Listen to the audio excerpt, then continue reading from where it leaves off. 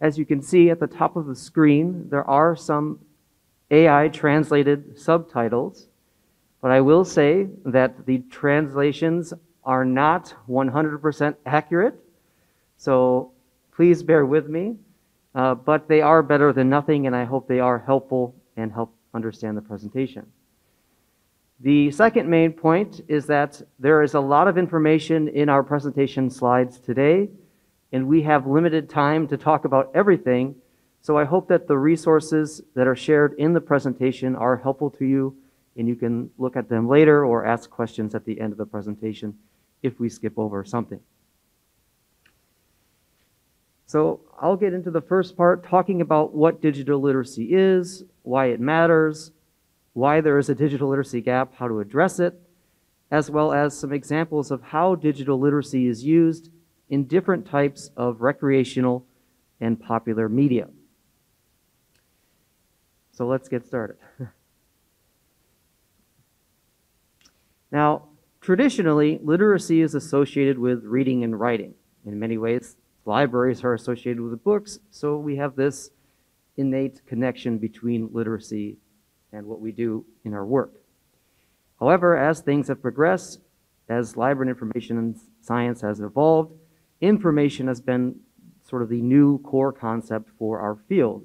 And with that, information literacy became sort of the foundational aspect of a lot of the work that we do. Now, we don't just focus on traditional literacy and information literacy. There are many different types of information literacy. Information, media, technology, data, visual literacy. They all have somewhat similar and overlapping definitions, but they all sort of are focused on helping people to find and evaluate information, data, or media. One important note is that some scholars think of information literacy as a meta-literacy. Information is fundamental in so many aspects of our lives that underpinning all of the activities from our personal lives, our jobs, our studies, that information is part of a meta-literacy. You need to have these information literacy skills to be successful in all those contexts. Now, one of the most popular definitions of information literacy comes from the Association of College and Research Libraries Information Literacy Standards. Sorry, the subtitles are blocking that out a little bit. But they recently developed and launched 6 new levels of information literacy, but there has been some pushback in this particular framework. Some researchers, specifically Don Latham and Melissa Gross at Florida State University, have surveyed librarians trying to actually teach these skills using this new framework and found it was actually very difficult. The concepts themselves are very abstract and hard to assess skills with. And they're also difficult to teach in a one-shot, one-time information literacy session. It requires more in-depth interactive instruction to actually be effective. Now, another approach to talking about information literacy is to connect it with the other parts of our lives. The Partnership for 21st Century Learning includes information media and information communication technology literacy in relation to a wider variety of curricular and content skills needed to be successful in school, in your career, in your life in general. So you can see on the right side here that information media and technology literacy is connected to everything else. Now, digital literacy is sort of the new catchphrase, the new evolution of information literacy. And it primarily focuses on the digital aspects. There are different definitions. Some of the definitions focus more on the digital aspect of information, online information, information that's born digital, things on the internet. And the other types of definitions are focused on the technology aspect. How well can you use and understand different types of media and technology? So many definitions of digital literacy are either more focused on digital information, and some are more focused on the technology aspect. Now, Why does digital literacy matter? Well, if you've probably watched the news in the last 5 or so years, you've probably heard the term, something like infodemic or the post-truth era. And we are basically dealing with a point in time where we are overwhelmed with misinformation, fake news, disinformation, and in some cases, even propaganda and conspiracy theories. It's everywhere on social media, and sometimes false information makes it into mainstream media as well. We also are in a situation where there's growing support for political ideologies that support opinion rather than truth. And that makes things more complicated as well. Digital literacies, though, can help overcome a lot of these problems. If people are equipped with these skills, they can evaluate information to eliminate bias and find good information, and hopefully find the truth. So digital literacy, in many ways, can support human rights, democracy, and living in a diverse world. As every society becomes a little bit more diverse, digital literacy skills are also really important for developing cultural competency skills. Getting good information about different communities, different cultures, is an important way to build acceptance, to become a diverse society in a global world that we live in today. As I mentioned earlier, digital literacies do connect with the other aspects of our lives. In our field, as I mentioned, information literacy is a core legitimizing concept. If you are a librarian, the base assumption is that you are also information literate. And now with digital literacy, the assumption should be that you are prepared and ready to handle digital information and technology.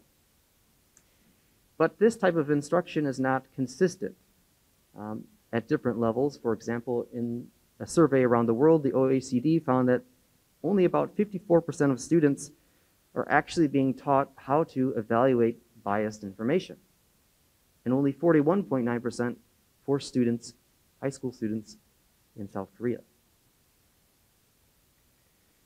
So why do these gaps exist?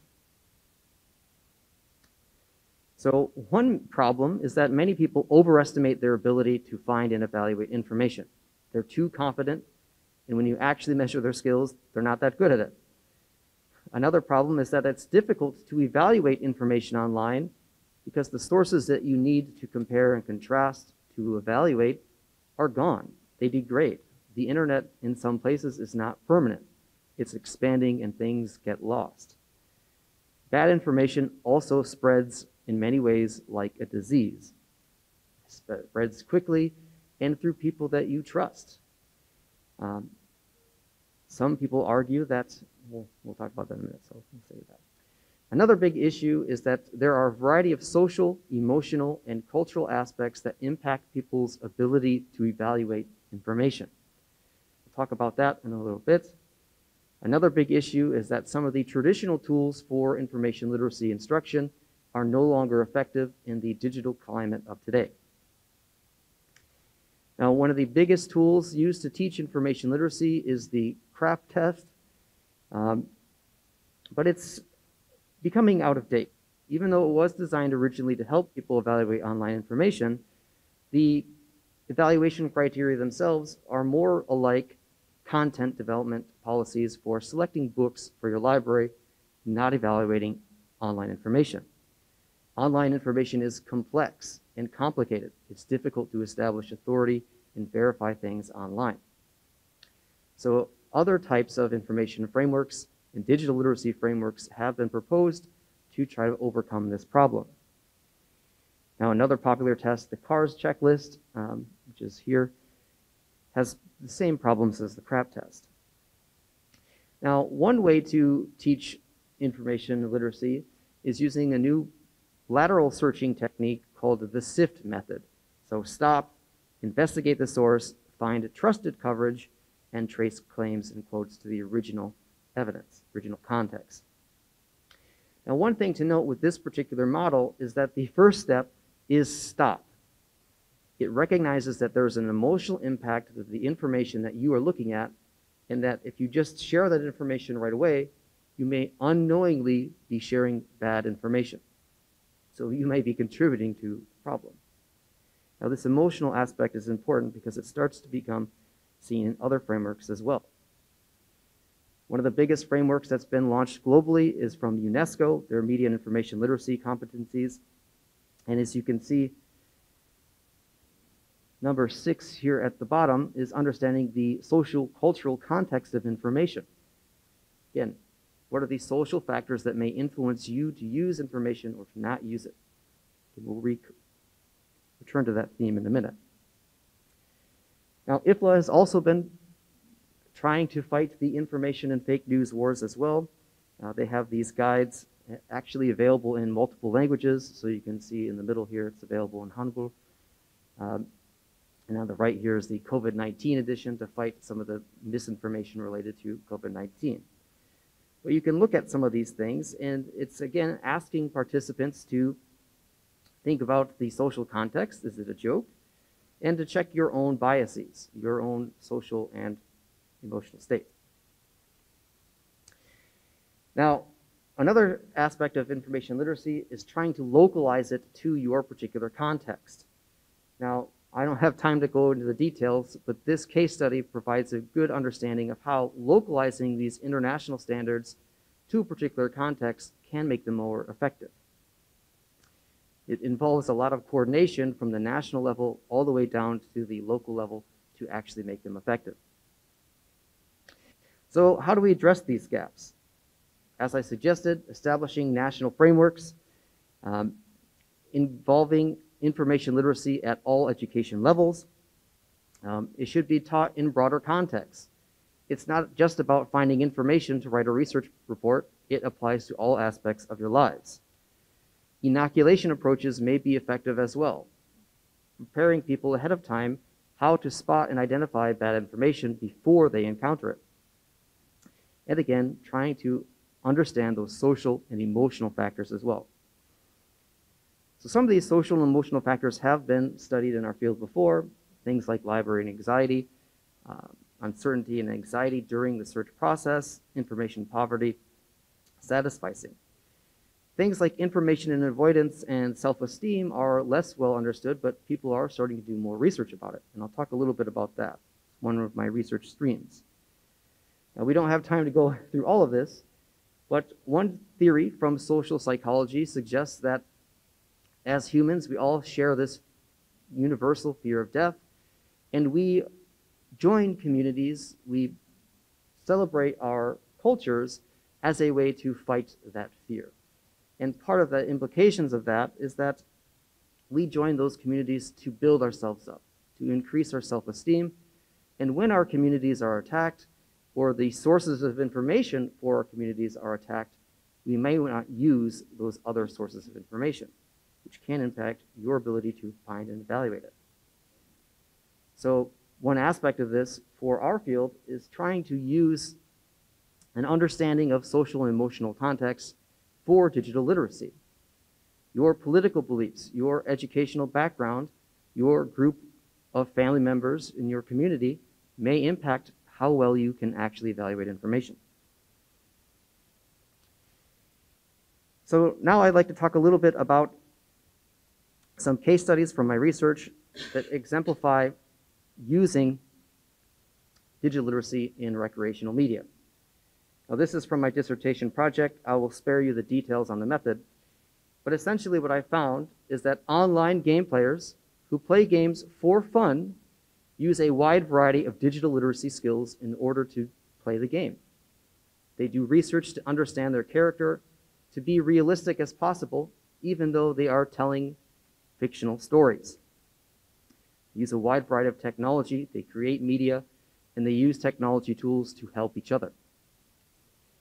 This is an example of an in-game screenshot. There's an event with 40 students, or not students, but 40 players, celebrating and memorializing people that have been lost in the wars in this particular game. It's a huge event, 40 to 50 players, and it was collaborated using multiple points of technology and voice communication.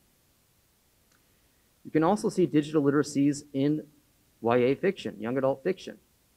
The Hunger Games trilogy, as you may know, is about a televised death match that puts young people into an arena where they have to fight to live. It's televised, so everyone is on screen all the time. It's mandatory viewing. So the main character uses her information and media literacy to navigate that media construct and ultimately survive and bring down the system. So young readers can see protagonists in books use these skills and be successful, and they can relate to that. It's one other way to connect with the story. Another example is the uncensored library. This is where scholars and journalists have used Minecraft to provide access to media and news sources that have been censored by different countries and governments, using the game as a way to bypass geographical and firewall restrictions. I mentioned earlier that inoculation is one approach to improve digital literacy response, to avoid bad information, and the bad news game example of doing that. It's actually been highly successful at improving people's ability to evaluate information regardless of their educational background or political orientation. Now, to summarize things real quickly, digital literacy skills are necessary for you to be able to seek, evaluate, manage, and use information in a way that is effective, efficient, critical, and ethical. And this requires that librarians also be digitally literate as well, understanding how to deal with digital information, as well as understanding the technology. As I mentioned earlier, these social, emotional, and cultural aspects must also be understood. Without understanding of those, then over the long term, the problem will not go away. So librarians have to understand these and work to promote an inclusive and digitally literate worldview. And lastly, as I mentioned, we need to have better national and regional policy, curriculum, and support for research to actually look into this a lot more. So if you're interested, as you can see through the slides, there are lots of references, and I have a huge references list here that I hope is helpful for you. And that is my time for the presentation, so I'll turn it over to Professor Lee-Ji Soo.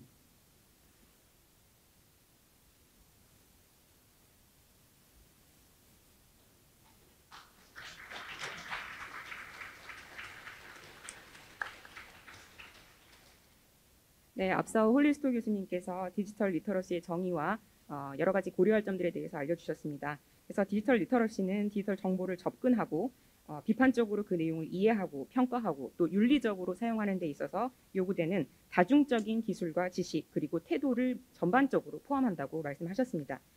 그랬기 때문에 정보를 찾고 취사 선택하고 평가하고 활용하고 공유하고 저장하고 또 심지어는 때때로 정보를 회피하는 행태까지 전반적인 정보 행동에 관련되는 것이라고 할 수 있겠습니다. 검색하고 찾아가는 과정도 중요하지만 그것보다 더 그 정보의 신뢰성과 품질을 평가하는 것이 더 중요하며 그 사용과 평가에 있어서 심리적이고 사회적이고 정서적인 요인들이 크게 작용하고 있음을 알려주셨습니다. 이것과 관련해서는 도서관 불안, 불확실성, 정보 빈곤, 인지적 평양 뭐 이런 것들을 언급해 주셨습니다.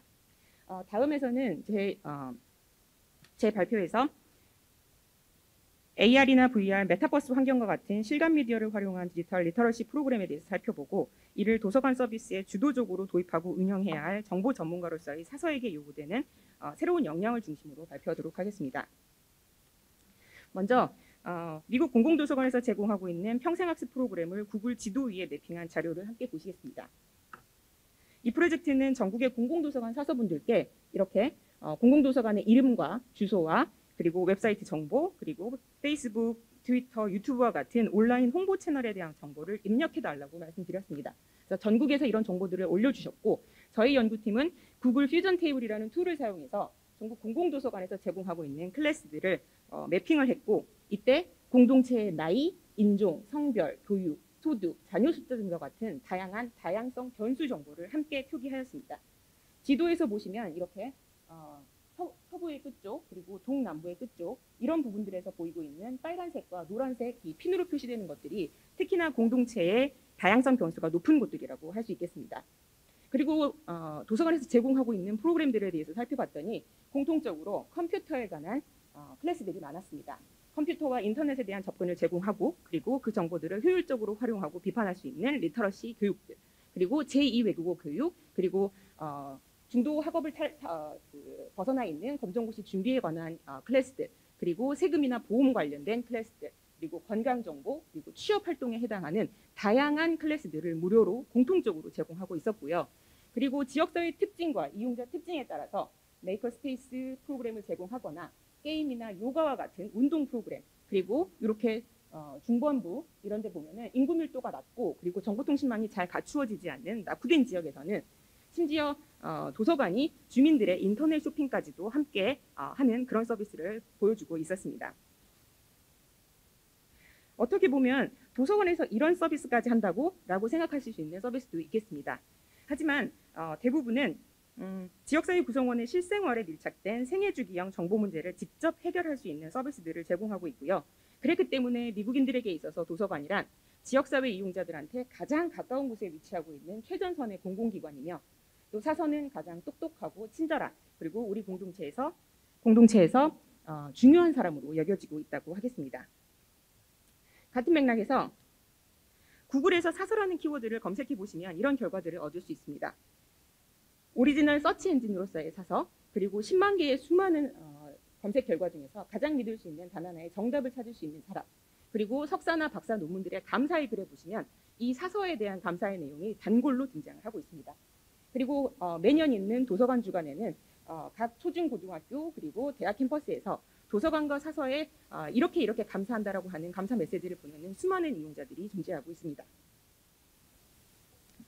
그렇다고 이용자들이 학교의 과제나 시험, 회사의 업무와 같이 특정한 자료나 사서의 도움이 필요할 때만 도서관을 찾는 것은 아닙니다. 여기 보시는 것처럼 민족적, 종교적 기원과 관련한 기념일이나 공휴일이 있을 때마다 또 도서관에서 관련 교육이나 행사가 같이 진행이 되고요. 청소년들이 도서관에서 잠옷을 입고 같이 자면서 밤새도록 책을 읽거나 게임을 하는 행사도 있고 또 할로윈과 같은 때에는 사탕과 책을 한꺼번에 같이 넣어서 북모비를 만들어서 이용자들을 찾아가기도 합니다. 도서관은 항상 시끌벅적하게 사람들이 모이고 다양한 행사와 활동을 하며 웃음꽃이 피우는 그런 재미있는 공간으로 존재하고 있습니다. 근래 4차 산업혁명 관련 기술 발전과 더불어 특히 학교 도서관과 대학 도서관을 중심으로 스템 교육과 관련한 다양한 기술 체험 또 제작 활동이 가능한 메이커스페이스 활동이 활발하게 진행되고 있으며 창의성, 문제 해결, 비판적 사고, 협업 능력, 디자인적 사고와 같은 21세기 학습 역량을 증진하고 있습니다.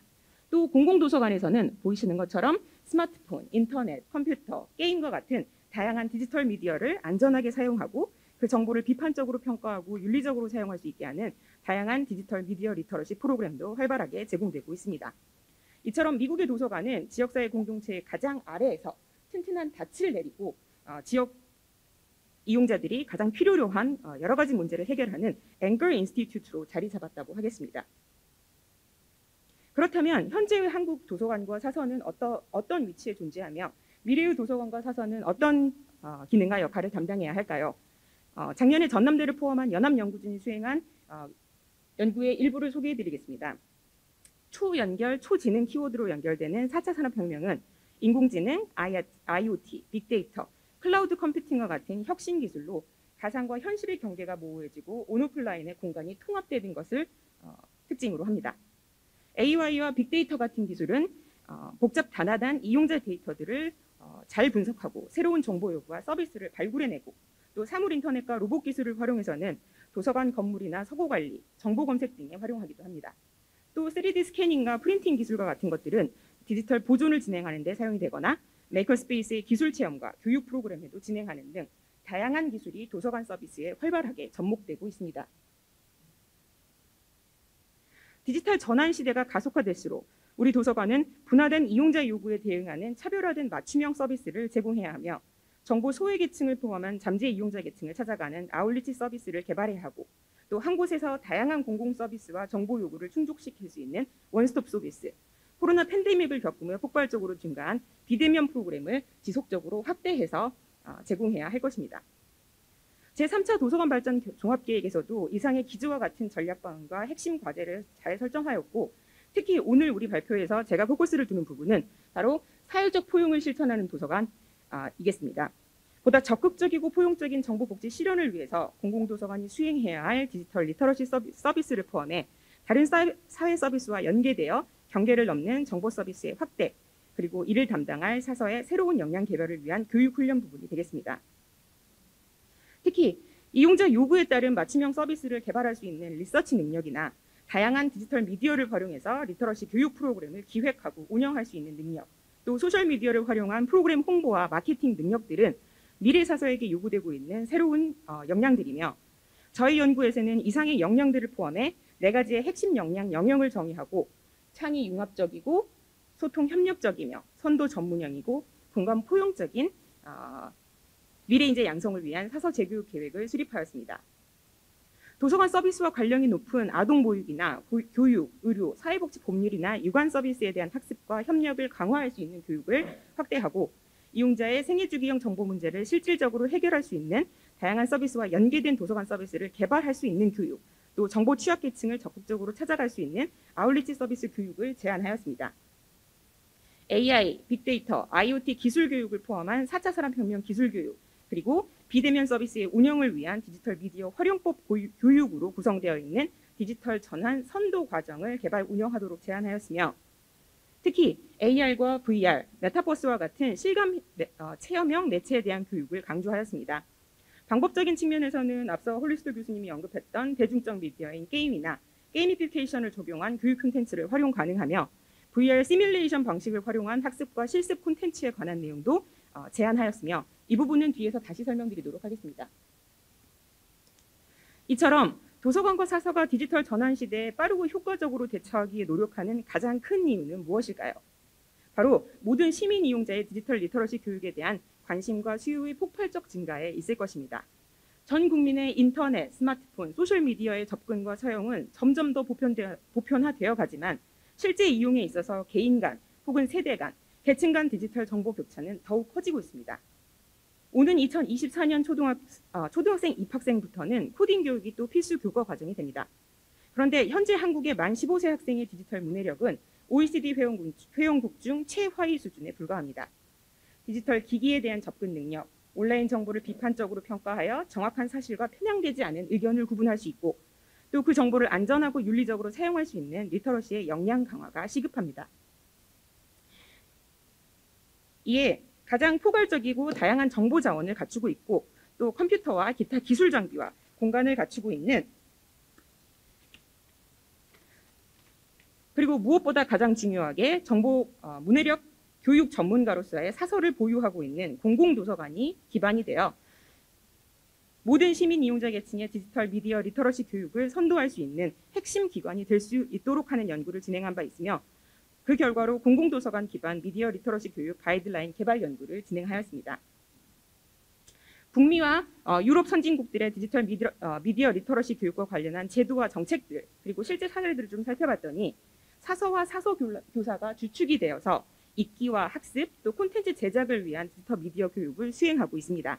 뿐만 아니라 책 중심의 도서관 자료를 활용할 뿐만 아니라 다양한 유관기관과의 협력을 통해 BBC의 같은 언론 매체의 자료, 또 BFI나 NFB와 같은 영상 매체 자료를 효과적으로 활용하고 있으며, 스템 교육, 디지털 문화 교육, 정보 보안 교육, 사이버 폭력 교육에 이르는 광범위한 디지털 시민성 증진을 위한 리터러시 교육을 진행하고 있음을 확인했습니다. 이에 반해 국내에서는 국립중앙도서관과 몇몇 미디어 특화 공공도서관, 지역 대표 도서관 등 소수의 기관을 중심으로 미디어 리터러시 교육이 진행되고 있는데, 이마저도 컴퓨터나 스마트폰, 영상과 사진 촬영 및 편집 관련 교육으로 그 범위가 협소함을 알 수 있습니다. 기존의 사례처럼 책과 영화, 뉴스 자료 등을 활용한 기존의 도서관 리터러시 교육 프로그램에 메이커스페이스와 같은 새로운 기술과 공간을 활용하는 프로그램, 지역사회 축제와 같은 다양한 행사와 접목한 프로그램을 기획하고, 플러스 인터넷 안전에 관한 교육 프로그램들을 확대하는 방안을 제안하게 되었습니다. 결과적으로 이상과 같은 공공도서관이 주도하여 전통적인 미디어와 디지털 미디어 둘 다를 포괄하며, 또 모든 시민 이용자 계층의 다양한 특성들을 고려해서 이상과 같은 6가지의 핵심 역량을 강화할 수 있는 미디어 리터러시 교육 모형을 제안하였습니다. 12가지 주제 영역과 교육 내용은 다음과 같으며 특히 뉴 미디어 영역에서 스마트폰, IoT, 인공지능, 로봇, 그리고 VR과 메타버스와 같은 영역을 포함시키고자 했습니다. 영역별 교육 프로그램의 실제적인 구성과 예시는 별도로 제작해서 배포한 교수 학습 자료집을 참고해 주시면 좋겠습니다. 다음에서는 특히 실감 미디어를 활용한 도서관 프로그램의 교육적 효과와 실제 사례 등을 좀 소개해 보도록 하겠습니다. 현재까지 개발된 정보통신 기술 발전의 끝판왕으로 소개되고 있는 기술이 바로 실감 미디어를 기반으로 한 메타버스 환경이며 이 네 가지가 가장 대표적인 메타버스의 유형이라고 하겠습니다. BTS의 다이너마이트라는 신곡의 안무 버전이 세계 최초로 공개된 곳이 바로 이 포트나이트라는 게임이고, 아리아나 그란데 같은 가수는 이곳에서 콘서트를 열어서 90억 원 이상의 공연 수익을 올리기도 한답니다. 국립중앙박물관에서는 제페토의 국보인 금동반가 사유상 2점을 관람하고 체험할 수 있는 힐링 동산이라는 실감 콘텐츠를 제작해서 인기를 얻고 있고요. 또 입학식이나 졸업식, 그리고 신입사원 연수와 같은 다양한 행사와 교육이 다채롭게 진행되고 있습니다. 마지막은 2021년에 전남대학교 메타버스 캠퍼스 실제 강의실에서 정규 학기 수업을 진행하고 있는 모습입니다. 이게 저고 여기 우리 학생들입니다. 스탠포드 대학교는 2006년에 세컨드 라이프라는 가상현실 플랫폼에 가상 기록 저장소를 건설했고요. 오프라인에서 제공하지 않는 미공개 자료나 희귀 자료의 디지털본을 실제로 열람하고 활용할 수 있게 하는 서비스를 진행하고 있습니다. 이를 활용한 전시 관람도 하고 또 사서로부터의 참고봉사 서비스를 받을 수 있는 공간도 운영 중입니다. 각 대학에서는 앞다투어 메타버스 도서관을 건설하고 있고 또 사서들의 정보 공유와 협력을 위한 사서 협력 네트워크도 구축되어 있습니다. 간단하게 현실 세계의 가상 이미지를 겹쳐서 증강시켜 만든 기술을 증강현실이라고 하고요. 대표적으로는 포켓몬고 게임이 이에 해당한다고 할 수 있습니다. 가상현실 기술은 자기 자신, 배경, 환경 모두를 완전히 현실 세계와 차단해서 가상세계에 구축하는 기술로서 HMD 기기를 사용해서 몰입적인 상호작용을 가능하게 하는 기술입니다. 실제 체험이 불가능한 우주나 심해에 가는 탐험을 하고자 할 때, 또 군사훈련이나 소방수 훈련과 같은 위험한 일을 체험하고자 할 때, 해부학 실습이나 수술처럼 비생산적이거나 고비용의 경험을 추구하고자 할 때 이 VR 기술이 효과적으로 사용되고 있습니다. 대화형 VR 소설 통한 몰입적 독서 체험이 가능하고 공학이나 건축, 역사, 지리와 같은 특정 주제 지식을 학습하거나 또 아바타를 통해 입체적 실제감을 함께 느끼면서 공감 능력이나 협업 능력을 증진시키는 데도 활용되고 있습니다. 보시는 바와 같이 해외 도서관에서는 VR의 기술 체험, 대학 수업이나 연구에서의 활용, 도서관 리터러시 교육 프로그램의 활용, VR 투어나 디지털 컬렉션의 구축 등 다양한 영역에서 골고루 서비스가 진행되고 있는 반면 우리 국내에서는 대학 도서관을 중심으로 한 VR 기기 체험 교육, 유니티 등을 활용한 실감 콘텐츠의 개발 교육, 학생 프로젝트 경연 대회 등이 서비스의 주를 이루고 있으며 교수나 연구자를 위한 전문적 컨설팅 서비스 제공을 위한 사서의 인력 보강과 다양한 협력 파트너십의 확대가 요구되고 있습니다. 또 사서의 디지털 혹은 실감 미디어 경험이 적고 재교육 수요 대비 공급도 부족한 실정입니다. 다음에서는 도입할 수 있는 VR 프로그램들의 사례를 좀 살펴보겠습니다. 도서관이 시도할 수 있는 가장 간단한 형태의 VR 프로그램이 바로 가상 견학 서비스 버추얼 투어라고 할 수 있는데요. 하버드 와이드너 도서관의 이 버추얼 투어 사례를 보시면 도서관의 공간 정보 그리고 역사 정보를 VR로 구현해서 내외부 모든 이용자들에게 제공하고 있습니다. 저도 한 번도 가보지 못했는데요. 전 세계에서 누구든지 언제 어디서든지 접근할 수 있으며 그 안에서 도서관의 소장품이나 기증품 등에 대한 세부 정보도 함께 볼 수 있습니다. 단순히 도서관 장소와 공간에 대한 소개에서만 끝나는 게 아니라 디지털 자원과 사서에 대한 접근성을 높임으로써 온라인 학습자, 외국인 학습자, 특수조건 학습자와 같은 다양한 이용자들에게서 도서관 불안 감소에 기여할 수 있다는 점이 연구된 바 있습니다. 다음으로는 독일 국립도서관에서 독일 문학의 기둥인 파우스트를 소개할 수 있는 괴테 VR을 제작한 사례를 보시겠습니다.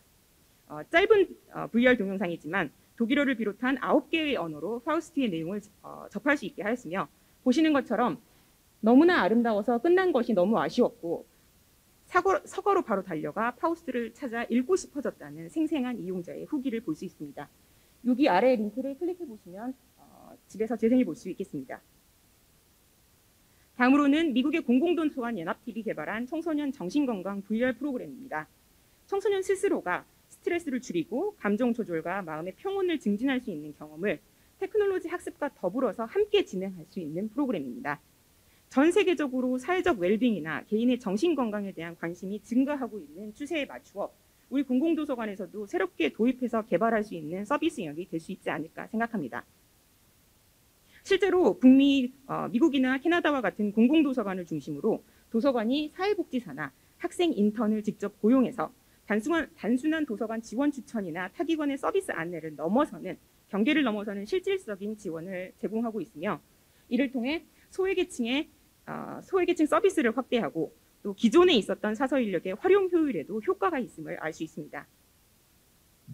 다음으로는 대학도서관 중심으로 진행되는 교육과 실습을 위한 VR 서비스 사례를 살펴보겠습니다. 워싱턴 대학에서 만든 프로그램인데요. 도서관이 리더십을 가지고 내외부 그랜트 지원을 받아서 의대생들이 인체의 뼈와 기관, 혈액의 흐름이나 관절의 움직임 등을 동적으로 학습할 수 있게 함으로써 해부학 실습이나 고난이 수술 훈련을 진행할 수 있는 프로그램을 개발하였습니다. 기존의 도서관 서비스를 완전히 대체한다기보다는 원래 진행하고 있던 서비스에 새로운 기술을 활용한 교육 실습 서비스를 추가하여 제공하는 형태입니다. 특히 교수, 연구자, 산업체 등 여러 협력 파트너와의 긴밀한 협업과 지속적인 교육이 서비스 개발과 운영의 관건이 되겠습니다. 다음으로 마지막으로 이제 국내에서 개발된 VR 기반 교육 프로그램 사례를 좀 보여드릴 텐데요.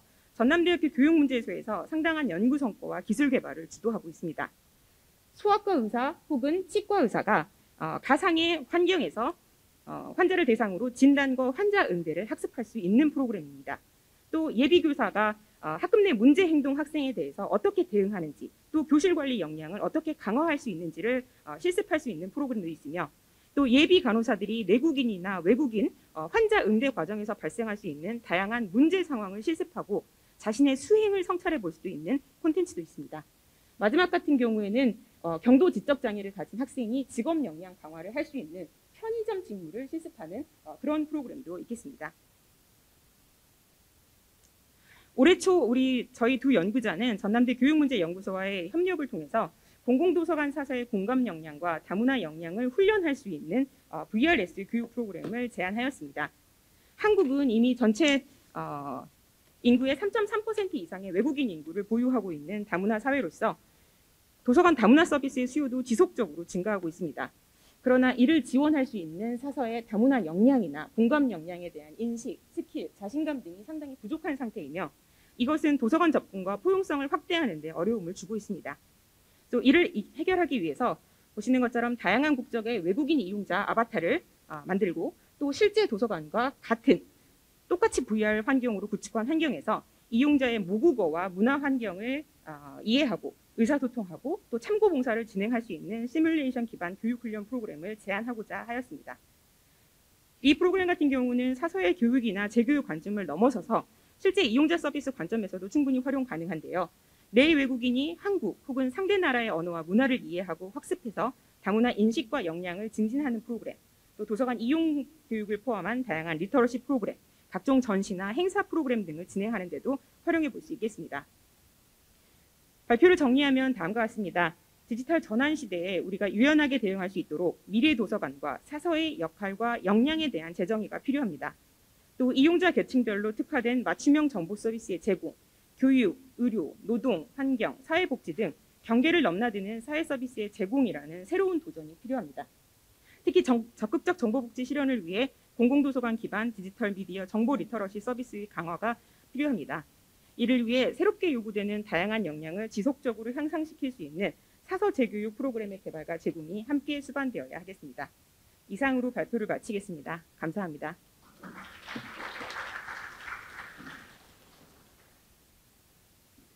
네, 디지털 리터러시에 대한 다른 시각과 차원을 알게 된 깊이 있는 강연 감사드립니다. 디지털 리터러시를 통해 정보 격차 해소가 한국학술정보협의회가 만들어진 계기여서 국회도서관과 같은 맥을 갖고 있다는 점에서 오늘 강연이 매우 뜻깊다 하겠습니다. 감사드립니다. 강연 내용 중 궁금한 점이 있으신 분은 손을 들어 표해 주시기 바랍니다.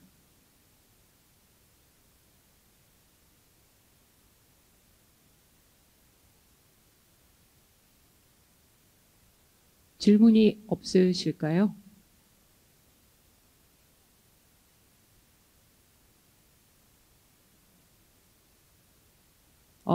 질문 홀리스트 교수님한테 하시면 부부시기 때문에 영어로 질문하시고 답변도 들으실 수 있습니다. 네, 손 들어주셨고요. 마이크 전달해 주시기 바랍니다.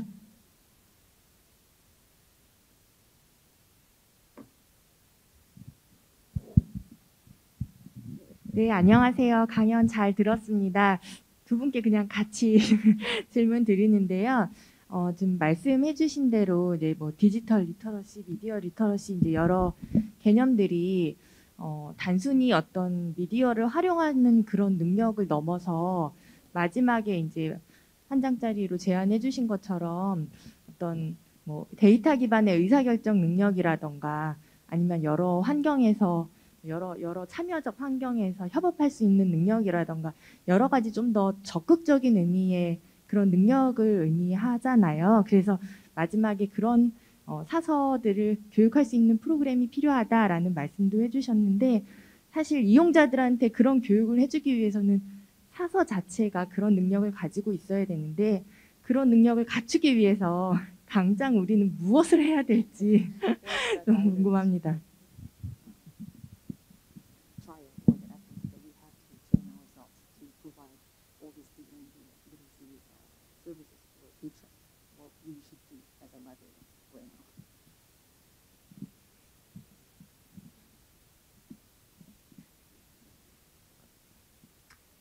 My suggestion would be to try it. New technologies can sometimes be confusing and intimidating, and of course, with VR, sometimes expensive. So for a library budget, it can be hard to justify when you have other things you need to purchase and support.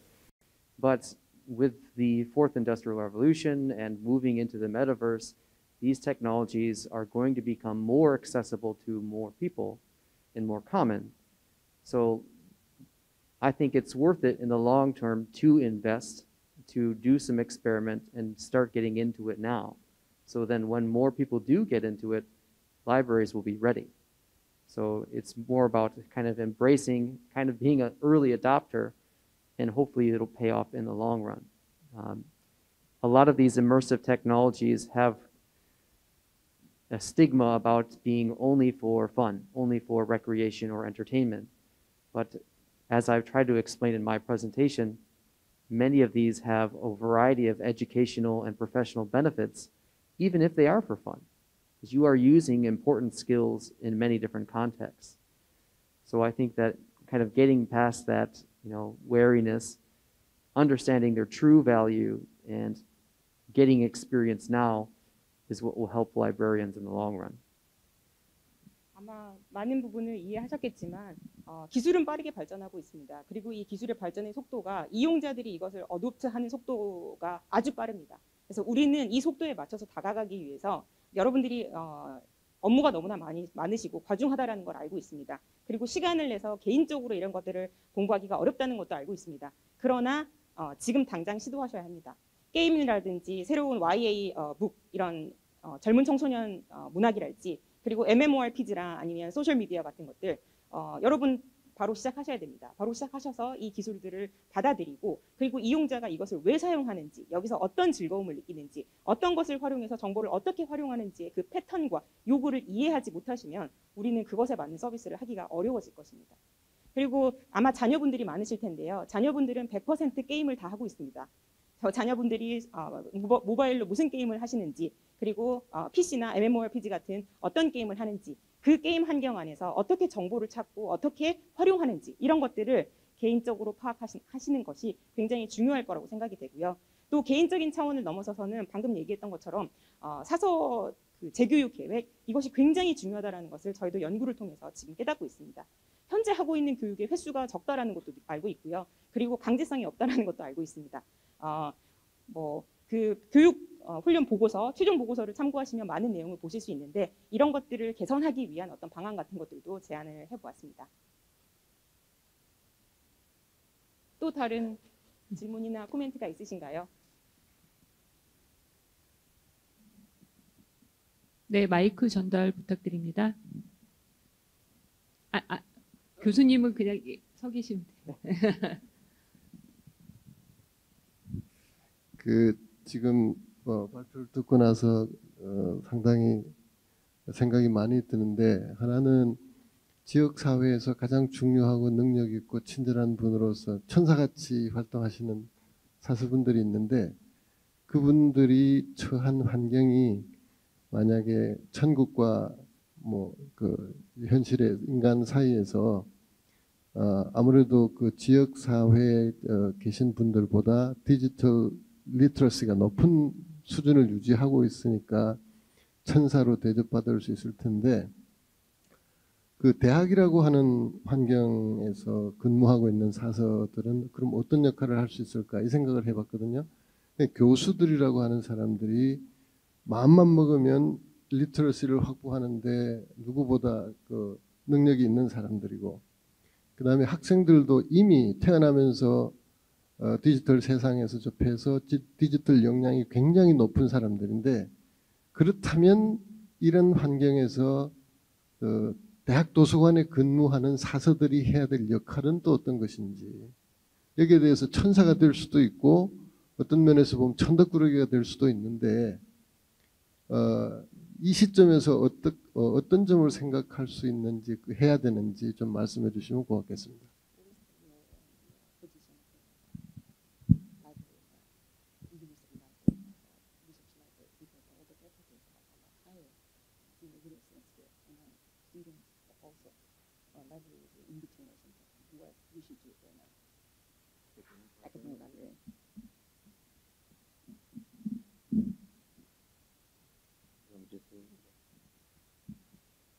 So what should academic and university libraries do now about this? Kind of echoes my answer for the first one.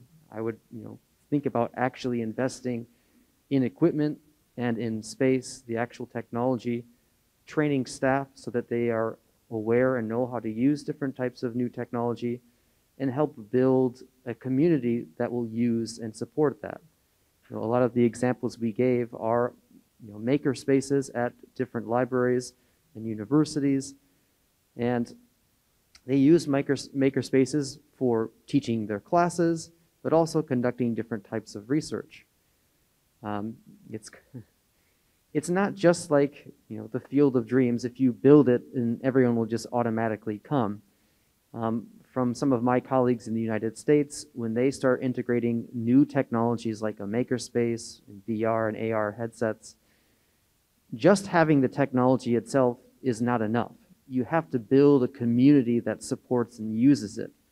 So often, if you want to have a successful makerspace and successful collaborations, libraries have to establish a space and build a network. Reach out, do marketing, talk with your students about what technologies they want to use and support them, talk to the faculty, build connections to facilitate collaboration so that all that technology that you invest time and money and space into will actually be used.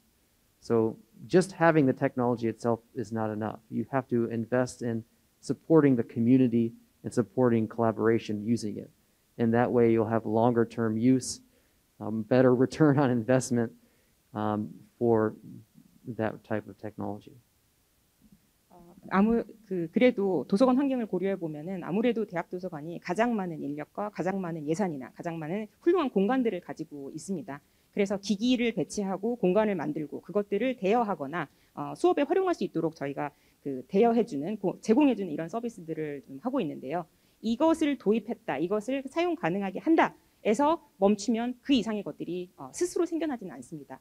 이용자들이 여기에 와가지고 어떤 프로그램을 할 수 있는지, 어떤 활동을 할 수 있는지, 이것이 나한테 나의 학업이나 연구나 취업이나 개인적인 취미 활동이나 이런 것들에 어떻게 기여할 수 있는지를 만들 수 있는 그런 리치아웃이 필요하고요. 그래서 이용자들이 스스로 단순히 기계나 단순히 공간이 아니라 여기에 와서 뭔가를 할 수 있고 이것이 나한테 도움이 되고, 그리고 사서가 이것들을 정말 효과적으로 지원한다, 지지한다라는 어떤 그런 문화, 커뮤니티를 만들 수 있는 그런 문화가 필요하다라고 이제 얘기를 해주셨습니다. 그리고 이제 저의 개인적인 생각으로는요, 저도 대학 도서관 사서 선생님들한테 가끔 이제 전화를 합니다. 제 수업 아까도 보셨겠지만 메타버스를 활용한 수업도 해보고요. 저는 캡스톤 디자인 수업 이런 것들도 자주 합니다. 그래서 현직에 있는 사서들도 만나게 하고 현장의 문제가 무엇인지도 묻게 하고 하는 여러 가지 것들을 하는데요. 가장 많이 듣는 그 반응 중에 하나가 그것은 우리의 영역이 아닙니다. 혹은 그것은 제 업무가 아닙니다. 이런 답변을 좀 많이 들었었습니다. 어떤 부분에서 특히 그랬냐면 사서와 교수가 연합해서 협력 수업 같은 것들을 진행할 수 있느냐. 우리 교실에 찾아와서 도서관의 DB 교육이랄지 아니면 메타버스 활용법이랄지 이런 것들을 교육할 수 있느냐. 이런 것들을 이제 제가 여쭤봤었는데 미국에서는 너무나 자연스럽게 당연하게 하고 있습니다. 첫 시간 첫 주의 수업에서 사서관 나와서 도서관 이용 교육, 뭐 기기 활용 교육 이런 것들을 수업 시간마다 해주고요. 이런 것들이 학생들이 학업을 그만둔다거나 그만뒀을 때 다시 학교에 복귀하는 비율 그리고 성적, 성취도나 이런 부분에서 월등한 그 통계적인 차이를 가질 정도로 학생들한테 실제로 효과가 있는 것들입니다. 그래서 저의 개인적인 생각은 사서분들이 이전에는 하지 않았지만 좀 더 적극적으로 교수도 찾아가고 연구자도 찾아가고 학생도 찾아가는 그런 어떤 활동, 연구 프로젝트 그리고 아무래도 예산을 좀 조정을 할 수 있는 그 권한과 기능을 하실 수 있다면 그런 활동에 프로젝트 지원을 할 수 있는 그런 활동들을 생각해 보신다면 도움이 되지 않을까 생각합니다. 답변이 되셨을까요?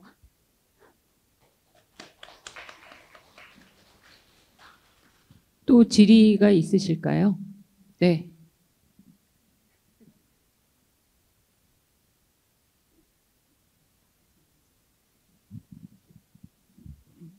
페이크 뉴스에 대해서 페이크 뉴스 그러니까 지금 우리 사회가 이제 유튜브 많이 사용하고 있잖아요, 그죠? 유튜브 많이 사용해서 유튜브 알고리즘에 의해서 내가 원하는 정보, 내가 찾고자 하는 정보 중심으로 이렇게 정보를 받고 제가 보고 있는 세상하고 또 다른 분들이 보고 있는 세상이 전혀 다른, 그러니까 폭스 뉴스를 보는 사람이나 CNN을 듣는 사람이나 전혀 다른 환경에서 세상을 살고 있고 또 그렇게 해도 사회가 이루어지고 있는데 이런 상황에서 그냥 도서관이나 도서관 협회에서 뭐 페이크 뉴스는 출처를 확인하라든가 뭐 페이크 뉴스가 언제 나왔는지를 확인하라든가 이게 소문인지 아닌지를 확인하라든가 이런 기본적인 원칙들 말고 우리 공공도서관에서 사서들이 어떻게 그런 것에 대한 교육을 좀 권위 있는 교육을 할 수 있는지 방법은 있는 건지 그런 걸 좀 알고 싶습니다.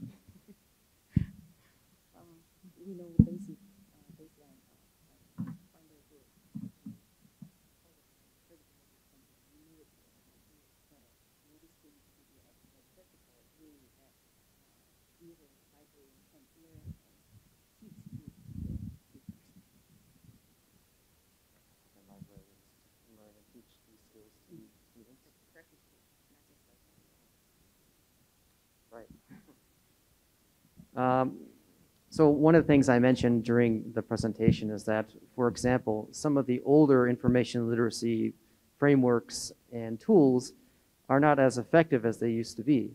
And even some of the new frameworks, like the new ACRL, has a lot of pushback because it's too abstract and difficult to teach.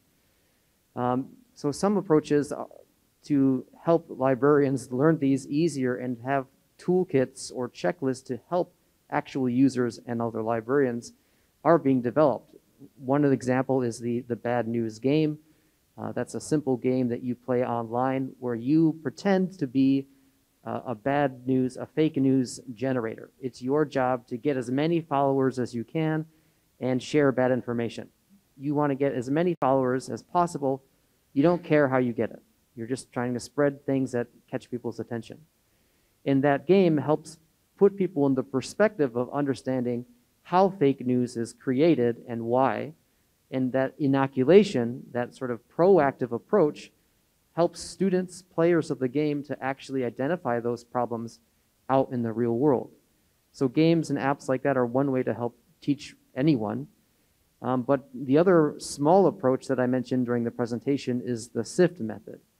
It's very short, 4 steps. Basically stop is the first one. Because a lot of the times when you're looking through your social media feed, you'll see something that engages you emotionally or makes you mad or upset or whatever, and you just share that. It's an emotional response. So the SIFT method is really about taking a step back and focusing on trying to figure out if that information is true.